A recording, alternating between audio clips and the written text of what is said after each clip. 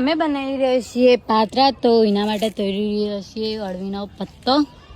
કારણ કે ગાઈસ કેમ્પિંગમાં ઈચ્છા છે કે પાતળા બને, તો અમે એડવાન્સ એના જે રોલ ખરા ને બાફા માટે બનાવીએ ને એના ઘેરથી જ બાફીને લઈ જઈએ છીએ.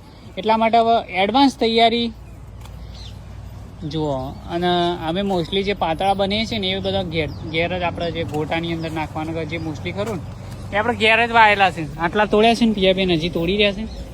બસ પિયાબેન એટલો ઘણો કેટલા તોડશો, વધારે પડશે. એવું કેવું ગાઈસ, એકી દાડા દિવાળી નહીં કરવી આપણે. પિયાબેન તો જો બે હે ને એકી દાડા દિવાળી કરવા માંડે છે. ગાઈ જો આ તો અમે એક વખત બની ને એના પછી 10 દાડામાં તો પાછા મસ્ત એવા રેડી થઈ જાય, ફટ રેડી. તો જરૂરી નહીં કે કેમ્પિંગ માટે બધો સામાન લાવતા હશે. આપણે મોસ્ટલી સામાન ખરો ને આ રીતે આપણે ઘરની ખેતી જ છે. બે મસ્ત